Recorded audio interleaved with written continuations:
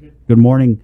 Let's keep it going here. We'll go back into the Zoom room where it's about to get wild. Like I said, full disclosure, I had asked Vice Speaker Tina Munia Barnes to come on, also Democrat Senator Jose San Augustine, Senator Clint Rogel also. So I did put out the ask to the Democrats because I figured they want to come on with their pom-poms, and but it didn't happen. So it is what it is. Yeah, we're getting... we've got Senator Joanne Brown, Minority Leader Senator James Moylan, and former Republican Party Chair Phil Flores. And I guess we'll start with the Minority Leader. Good morning, Senator Joanne. Senator Jim, good morning. Oh, there. Yeah. Hi, good morning. Morning. Let's start with Senator Moylan. I saw you just put out a release. Oh, he did? Yeah. And I know that we tried to interview you last night on the scene of the speech, but the church bells went off. You said something like, I think those church bells are telling us what to think about, so I didn't really catch it, but I thought it was kind of funny.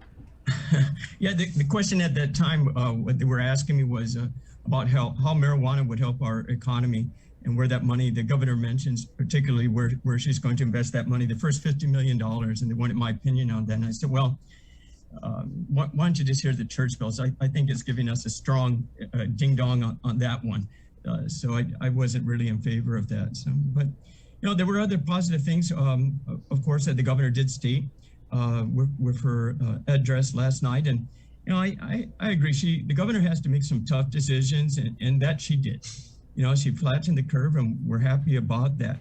And I got to give her credit. There's several positive statements. I felt that was also in that speech last night.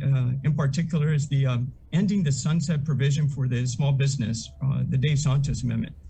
And she challenged us to do legislation on, and don't worry, Governor, that will be out there just hopefully by today. I'm going to take charge on that because that's important. I've been challenging, or I've been campaigning for the small businesses, and this I think is a good plus to help the small businesses. And then I was also quite enthusiastic when I heard the governor, former Governor Carl Gutierrez, is now the permit czar. That's wonderful. Going to take charge. Ta-da, right? I wonder if he's going to wear one of those like Khabib hats. Yeah, what do you think, Bree? Are we going to get Uncle Carl a Khabib hat? What do they call that, Bree? What do they call that hat? That's like the... No help? No help. Okay. Go on, Senator. Sorry. It's a pretty hat. But take charge of that permitting and licensing department. And since the 35th Guam legislature, we've been talking about that. We're pushing for that. I wanted to do some changes on that too. The governor said she got that under control. And here we are again and still talking about it. But this time we had the permit czar. So I'm looking forward to that. This got to be the magic key. I'm also glad to hear about the homeless situation there. Chris, you were mentioning as well, and I've been trying to push for this for quite some time also. We got a lot of needy families out there, and then we have a lot of unoccupied hotel rooms with $23 meals per day. I think we can do more with that investment too, and probably focus on the homeless as well. I've been asking for that, and let's see if that's going to change. But we're addressing it, and we're fortunate to have the federal funds to address it too. But what I was really hoping to hear was about the economic plan. And I didn't. I needed to hear the plan about how we're getting people back to work, and I didn't hear that. We had the potential of over $661 million, right? Much more than we had in the previous first round, but there is no real plans, and I was expecting to hear real plans on how these funds are going to be expended. All I know is that the governor really doesn't want to be too transparent because of her strong opposition against Bill 11, and that's not done yet either. But we can see where the legislature was not able to grasp on these expenditures of the $118 million, which is almost gone, and we still haven't seen a report for that either. Now, whoa, Senator Moylan, we talked to Ed Byrne about that, and he said that it's on the governor's website. Yeah. Just so you know. Okay. But, yeah. All right. I appreciate it. Yeah. Thanks. I'm also waiting for. Don't shoot the messenger. Okay. No. Don't worry. but we need the plan. You know, we've been talking about this for quite some time. We knew what we did with the 118, so what are we going to do with the 661? Also, I was kind of a bit disappointed for the governor taking some sole credit for things I think has been worked on for quite some time, that, like, for example, the H-2B workers. You know, the Guam Chamber of Commerce took a really big interest in moving that forward. The Armed Forces Committee was instrumental about getting that done. They took many trips to DC to try to get this resolved, and they were very influential in doing so. We also, you know, where's the mention of the Congressman San Nicolas too? He was also did it. It's like Voldemort. Diligence on that too. Senator, he's like Voldemort. If they say his name, he's gonna pop up. So they don't say his name. Yeah, don't say his name. Do not say Congressman San Nicolas's name. Don't speak Right, it into okay. existence. but we need it. That's a great accomplishment, especially what he did with the EITC reimbursement, right? That relief package that is really going to be beneficial. You know, President Trump did great work with the initial CARES Act too, and inclusive of these vaccinations that we're now seeing, and more are coming in. Then I'm also disappointed the legislature didn't get credit as well, but you know, that's all up to the governor. I also think the governor failed to recognize important discussions about the drug epidemic on the island. You know, I had a conversation with her on one of my letters that wasn't responded to, but I got to talk to her on the phone regarding the drug situation and the incoming stuff through our mail system, and where our customs needs assistance to be able to look at not only international but domestic mail routinely. You know, it's nice that they can get these drug bugs once in a while, but we know for every one that we get, there are several that are missed. So I think some more highlight should have been on that. But you know, there's several things I could have seen that were done different, but she did what she had to do. So we'll see. I'm looking forward though to working with the governor and my colleagues as well, and most especially the most important permit czar going on for further. Senator Brown? Oh man, you guys are too much. You damn Republicans, never happy. Senator Brown, you had a great release. That was a pretty good one. When did that come out? Was that last night? Yes, last night. Yeah, I'm trying to find it here in my email. Oh, here we go. I just wanted, there was one part that I thought was pretty nifty. It was when you talked about hiring, right? Go ahead, Senator. Senator Joanne Brown, guys. Good morning, Senator. Hi, good morning. You don't need to read the statement, I Senator don't. Brown. Yeah, she's your right here. your That's thoughts what, on go the for it, governor's yeah. State of the Island address. She's the czar of anti-corruption czar. Well, overall, I mean, I can understand any administration, certainly for this current one, and the governor to want to use this forum of the State of the Island address to promote her agenda and what she believes she has accomplished and things of that nature. But I think with regards to the engagement with the legislature, I think real issues that are facing us with regards to our economy and where we're at, where we're going to be in the next year or so, and the realities of that, I think those are the kind of things that sometimes you just need to put those things out on the table so that we can have a very direct conversation about them. I mean, it's wonderful that we're getting all these federal funds. No one's arguing that we don't want those funds. It's what's keeping our economy afloat right now and keeping our people afloat. But it's an artificial economy, and it's one that's temporary. And while we, anticipate additional federal funds coming, what are we going to do after? And then where are we going to be, especially if our tourism industry is not rebounding and rebuilding, obviously at a level that's going to get us back to where we can sustain the cost and operations within our government. So I think those are some real realities that we're not touched on. The other factor is that while many of our people are still struggling out there, and yes, they're receiving federal money, they're looking forward to the next check, but that has its limits. You just don't see that sense of do as I do, or it's the governor saying one thing, and yet how she operates and how, with regards to, just continued hiring that you hear about, pay raises at a time when we're challenged with all these other issues that are happening. I mean, those are the kind of examples we'd like to see set, and it's not that complicated. I mean, with all the people they have working for them, I remember back in my early days working for Governor Joe Ada. When additional responsibilities came on, you just inherited collateral duties and you juggled. I mean, you juggled to get through and make sure that what needed to be done got done. And I think that's the kind of example we need to be leading by right now, because it's not all good. I mean, it's good for a certain segment here, and perhaps the administration has a little different perspective with the glasses that they're looking through versus what the rest of us are seeing out here in our community, and certainly and even in our business sector and the challenges that our people are facing. What we're getting is very temporary, and it's like, what are we preparing for beyond that? And that's the real reality I think many of us are very concerned about. And I don't feel those key issues were addressed at all in that speech last night. Let's bring on Phil Flores, former Republican Party chair. Okay, let's do that there. Phil, good morning. Thank you for the live messaging last night. I know you had definitely a lot of takeaways from this speech. Go ahead. Unmute.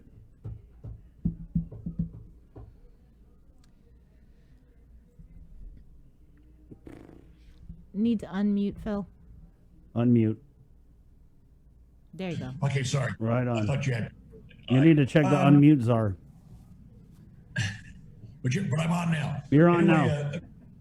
I want to start with a shout out, if I may, and that's to Frank the Crank and Sarah Camacho, who had the first granddaughter in both of those clans yesterday by beautiful name of Catalina. Nice. And so good for you guys.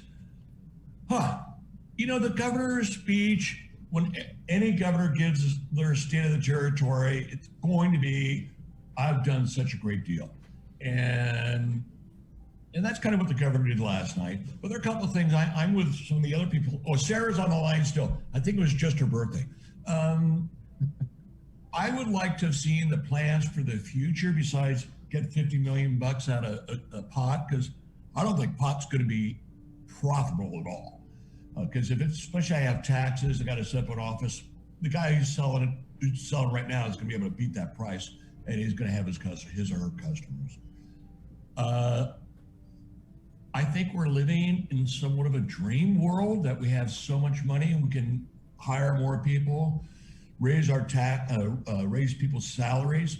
I don't know what makes people think that we're fiscally okay.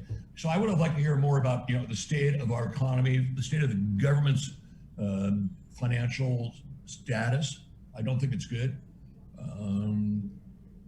But it's, like I said, the governor is going to say things that are really nice because that's her night to shine. Yeah. I also noticed that there was very, very little attention to Congressman San Nicolas, which is unfortunate because I know the governor and the congressman are at odds, butting heads sometimes. But as Sarah said earlier, we got to all be together on this. And I did notice that too, Jim, when the governor took credit for H-2B, and I said, in fact, I sent Chris, what? Because the H-2B has been a big collaborative thing. But who got through in Washington was Congressman San Nicolas, and he really did deserve some recognition on that, and some other things, including the EITC reimbursement going forward. Then I would like to see more collaboration between our congressmen and our administration. Overall, that was good. I enjoyed watching it, and we always complain about government, but that's what government is. It's, what government do you want to change it for? California? Is it Illinois? Washington, D.C.? That's what government is. But that's why you can have your checks and balances, like with Senators Moylan and Brown and others in the legislature to work for the administration. Speaker Talai has somewhat of an independent mind and doesn't mind. She likes to ask questions, which I think is really nice. But as far as last night, there was nothing surprised me. But again, I would have liked to know more about the future of our finances in the government. I would have liked to see more collaboration or just acknowledgement of our congressmen and even our senators. We had a comment here from Taylor Cruz on our Facebook feed. Why is everyone talking about the $661 million That's not in law yet. We might as well be talking about the budget for 10 years from now. Right on. I got that completely. But we really should be talking about what is our financial status? How far behind are our revenues? How far behind are we going to be in our projected revenues for this fiscal year and the next fiscal year? Because when I hear stuff like, oh, we're okay, we're only down 25 million, it's like, that's just such baloney. You know, we had the hot tax, which put out a bond. Oh, I'm just wondering, really, hotel occupancy tax? It's not there. GRT, which for some bonds do, really, there's no GRT. And why do we pretend that we're financially okay? Because we certainly are not. And we shouldn't. I'm not a governor. I'm not even a notary public. But You're a banking czar, though. Yeah. I'm going to run this czar thing into the ground, Bree. Yeah, okay. Yeah, clearly. But I think we're in a really, really bad financial crisis, not just in the private sector, but in the public sector. And I don't see people in the public sector willing to believe that, willing to accept it. And if you can't do that, then if you can't face the problem, if you can't, what's the first step in 12 steps? I'm an alcoholic. Okay, what's the first step in our economy? We're broke. And I haven't heard anybody say that. That's because we're getting $661 million, guys. That's not our money. We're not generating that. We're getting that out of the goodness of Washington, D.C. That's not our money. And if we do not get that, the longest lines in Guam will be at the bankruptcy attorney's office. So why then do we keep hiring? Why then do we give salary increases? You know, what is? I don't know, guys. Well, of course, I have to make companies work to put food on the table for my family and our employees' family. And if I was running the government and denying, or at least not letting people know how bad our financials are, I don't care who owns this company. My board should fire me. That's it. Thank you, Phil. We'll close out with the senators here as we're up against the top of the hour. But that does seem to kind of be the thinking, Bree, is that, we don't need to worry about whatever our local money is because we're getting $661 million. Yeah.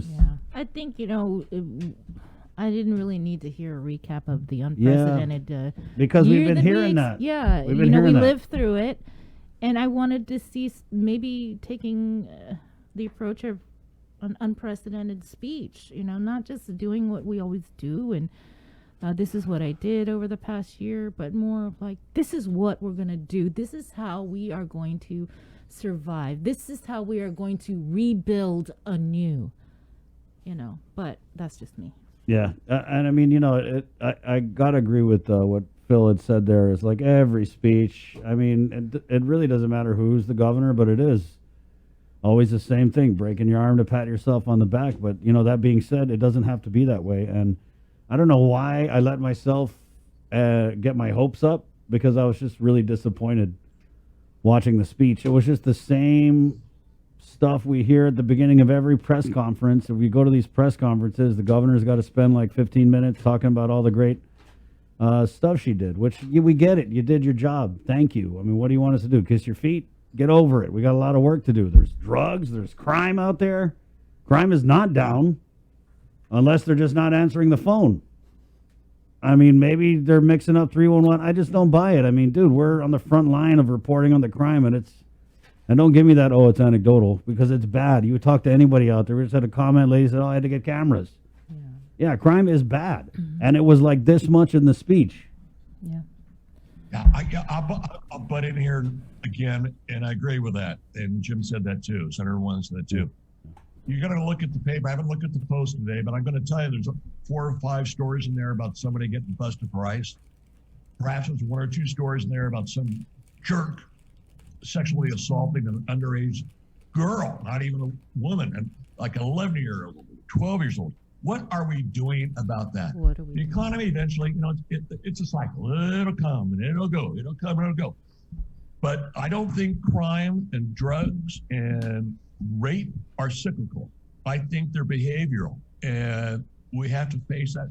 You know, we tell ourselves we live in a paradise. Kind of. I mean, it's really nice outside. It's beautiful, but it's not beautiful that I'm doing ice. It's not beautiful that I'm attacking my 12-year-old niece. That's actually quite disgusting and ugly. And I would like to see it as a community. You can't say to the governor, fix that. Yeah. But we can't say to ourselves, fix that. No more preaching.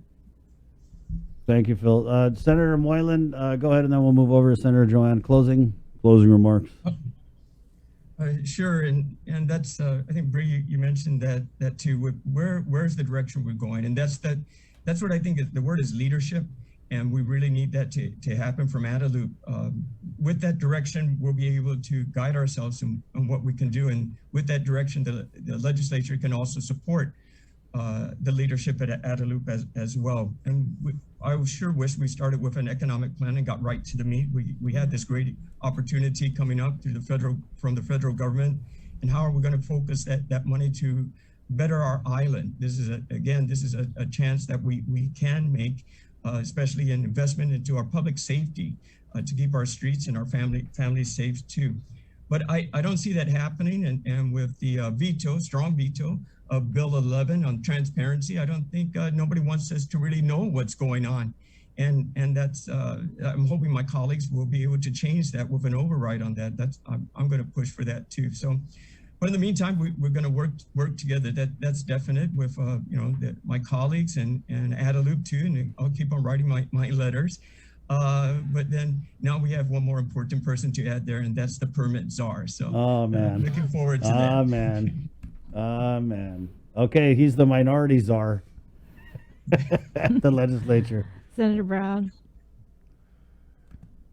Your closing remarks. I mean, as you mentioned, we're getting more of the same, and this is the third year. This is the third State of the Island address, and we're coming through very challenging times, particularly this past year. And while there's important things that have been accomplished collectively by a lot of good people in this community that have made things happen, particularly in our healthcare field, dealing with some of the real realities of our government, that hasn't come to the table.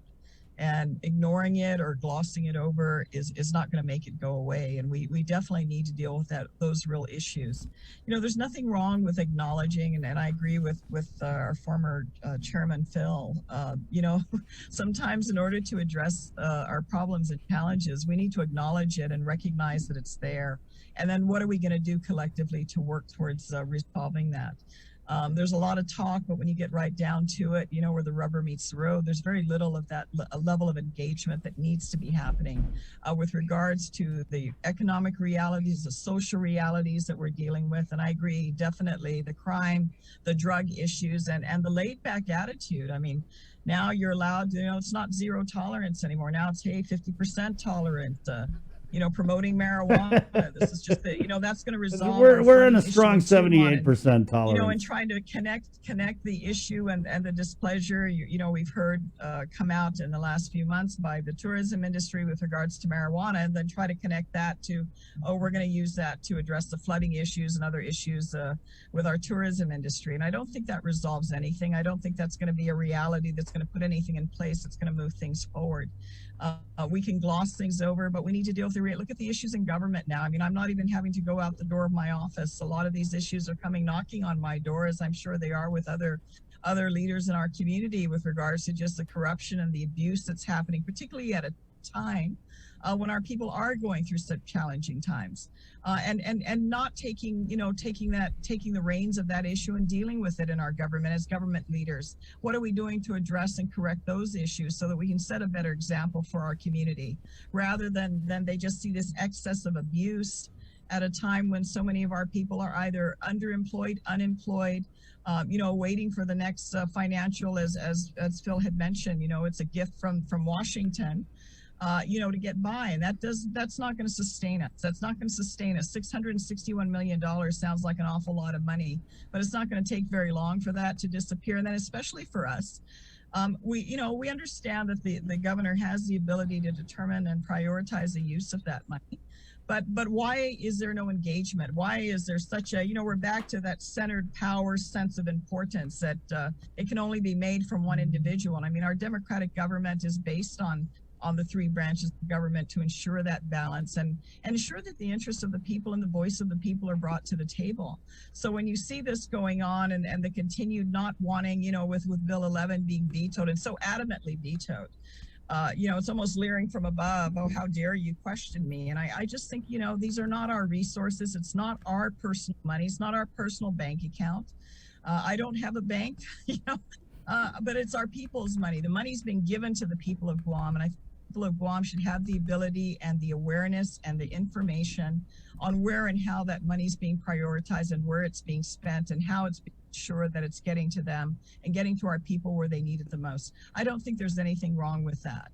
And it's just the attitude of it and that sense of, sometimes in Adelup, there's always a danger of getting too centered in yourself up there and thinking that your vision of the world is really what's going on.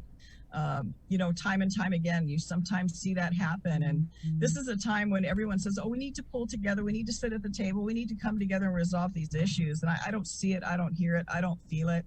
And it's unfortunate because, we're already in the third year of this administration. I don't know if the tone's going to change, if they're going to wake up one day and start realizing, hey, we can't do this by ourselves. We need the engagement of others in our community and leaders in the legislature as well to do more than just rubber stamp our version of the world. I think our people expect more of us. I certainly do. And we're going to continue to engage and raise these issues of concern and be very vocal about it because, at the end of the day, this is our home, it's our community, and we all have an investment in it, and we all want to see better. Rather than just talking about it, we want to feel it. And, I empathize with what Phil has said of these other ills in our community. I mean, those things are what our outgoing administration, was attacked with by the incoming administration. They're so quick to want to criticize and stand on our shoulders. But yet, as mentioned earlier, there's a lot of credit to go around, and there are a lot of people even leading up to where we're at today that carried the load, that carried the heavy buckets of water to get us to where we're at. And you don't even see that acknowledgement, be it a Democrat or Republican. You don't see that acknowledgement. You just see the wanting to take credit for everything else. And we want to take credit for all that's good, but we don't want to take the responsibility for the challenge issues in our community. And I think that's what we want to see and hear more. And that's what we have a desire to expect. And there's nothing wrong with it. I think we should expect it. We should demand it. All right. Thank you. Before we let you go, Senator Brown, any other anonymous tips regarding online gambling? You're like the anonymous we'll tip wait and czar. see. I mean, I go through the process, of course, as we're formalizing a procedure that we can propose to Speaker Terlahi with regards to creating a committee on corruption, because I think as the days and weeks go on, it's becoming very obvious. I mean, even this whole gambling issue, I had no idea to the degree that this existed in government or was happening during government working hours. And I think, obviously, this has shown that our people need a venue where they can bring these concerns and they can be reviewed and vetted and determine if there's legitimacy to it and refer it. So my normal process when I receive these things is I'll review it to determine is there any validity to it to the degree I can. And then I forward it to the respective oversight chairs who have more direct engagement with the respective department and agencies. So that we can get these issues addressed. If there's any truth to it, then by all means, what do we need to do to get it addressed and corrected and hold people responsible for abusing public trust and public resources? This is almost natural now. It's disturbing that this comes up. But then the other end of the coin is there are people in the government, because this information is coming to us from sources that are aware, observing these things happening, that are not happy and are very disappointed with the abuse that they're seeing in this government. So we'll keep our eyes and ears open, and certainly our people have that opportunity to come to my office, as they do, I'm sure, to any other senator that they know or want to engage with to bring these issues to light, because I'm a little surprised to the degree, especially on this gambling issue, that this has proliferated to different parts of our government. Right. Yeah. So no other tips? Well, I go through the process. I mean, that's something that as we refer things, we'll defer it to the respective chairs to what does it feel make like, it though? public, and we'll just continue to be here. Did you refer anything aside from GPA?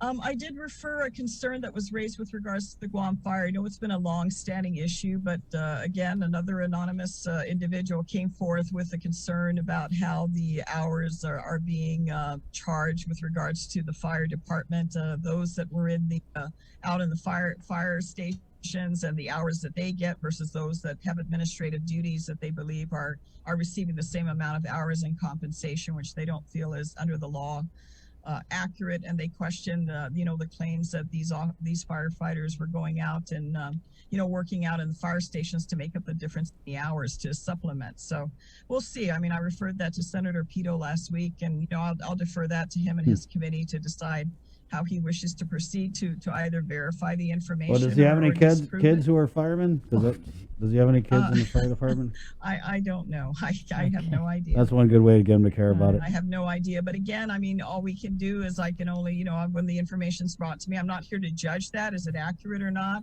But it's obviously a concern that has been raised. And, I just refer to the respective chair to review it and determine how they wish to proceed. Yeah, but you referred the airport thing to Senator Shelton, and what we got was, I can't get in the way of that. You referred the other complaint Kristen, to Senator Rogel. That's really where each of us individually as elected officials have to stand up and be counted. And that's where the people really need to decide. I mean, we can complain all we want. We can gossip, we can attack, we can do all those things, right? And complain among ourselves. But that's where the people need to decide. You need to look at each of us and evaluate our performance and are we performing in the way you want us to, and are we responding to it? If we're not, then that's in the hands of the people to ultimately determine their leadership. And that either gives us an opportunity to rise or fall. And then the people can determine from there how they deal with it, how they receive our performance, and whether they like it or not. That's for them to decide ultimately. And I can't decide how another senator is going to respond or address their responsibility. Certainly, I know how I would deal with it if I was in that position. But certainly, as a minority senator, I mean, we are very engaged. I mean, we're very attentive. We're active. We're attending pretty much almost all the hearings that are happening here in the Guam legislature, and we're not asleep at the wheel. Right. But that's up to the people to decide. I mean, they need to determine are we performing to the standard they expect of us, and if not, then again, that's in their hands to determine our fate. Should we all run for re-election, whether or not we're representing their interests, and do they feel we are? That's something they decide when they go in the ballot booth. Well, thanks again, and good luck, Senator Moylan. I know you have a public hearing tomorrow on Bill 56. That should be interesting. That's Which one's that? That's the bill regarding drug testing for those seeking public office. Oh, I'd like to- man. Can I make a closing statement? Sure, Phil.